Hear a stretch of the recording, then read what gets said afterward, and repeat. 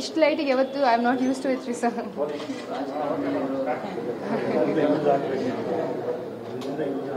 I hope I look good ರೀ sir.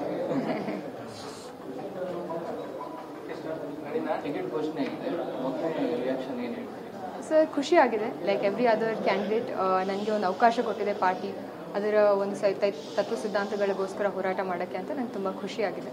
ಆದರೆ ನನ್ನ ಹೆಗಲ ಮೇಲೆ ಒಂದು ದೊಡ್ಡ ಜವಾಬ್ದಾರಿನೂ ಇದೆ. ಈ ಪಾರ್ಟಿ ನನಗೆ ಕೊಟ್ಟಿರೋದು ಅದನ್ನು ನನ್ನ ಸಮರ್ಥವಾಗಿ ನಿಭಾಯಿಸ್ತೀನಿ ಅನ್ನೋ ನಂಬಿಕೆ ನನಗಿದೆ ಸರ್. ಹೌದು ಕಳೆದ ಸಾರಿ ಸ್ಪರ್ಧೆ ಮಾಡೋದು ಕೂಡ ಈ ಬಾರಿ ದೆಹಲಿ ಮಟ್ಟಕ್ಕೆ ಹೋಗಿ ಸರ್ ಅವ್ರಿಗೇನು ಹೇಳಲ್ಲ ಸರ್. ಆದರೆ ನಾನು ಒಂದು ಮಾತೇನು ಹೇಳಕ್ಕೆ ಇಷ್ಟಪಡ್ತೀನಿ ಅಂದರೆ ನಮ್ಮ ದೇಶದಲ್ಲಿ ಅದರಲ್ಲೂ ವಿಶೇಷವಾಗಿ ನಮ್ಮ ಪಕ್ಷದಲ್ಲಿ ಪ್ರಜಾಪ್ರಭುತ್ವದ ಮಹತ್ವ ಎಷ್ಟಿದೆ ಅನ್ನೋದು ನಾವು ನಮ್ಮ ಪಕ್ಷದಲ್ಲಿ ಇರುವಂತಹ ಒಂದು ಕಾಂಪಿಟೇಷನನ್ನೇ ತೋರಿಸುತ್ತೆ. ಸೊ ನಾನೇನು ನಂಬಿದ್ದೀನಿ ಅಂತಂದರೆ ಅವರು ಕೂಡ ನಮ್ಮ ಅಕ್ಕ ಇದ್ದಂಗೆ.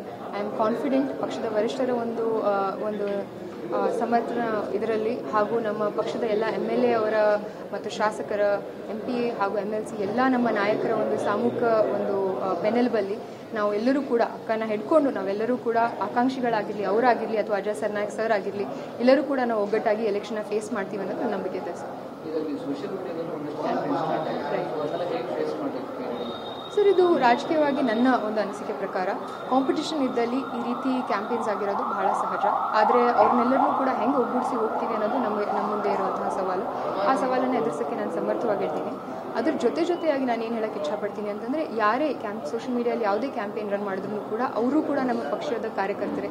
ಅವರ ಮನಸ್ಸಲ್ಲಿನೂ ಕೂಡ ಕಾಂಗ್ರೆಸ್ ಪಕ್ಷ ಅತಿ ದೊಡ್ಡ ಜಯವನ್ನು ಸಾಧಿಸಬೇಕನ್ನುವಂತಹ ಒಂದು ಮನೋಭಾವನೆಯೇ ಇರುತ್ತೆ.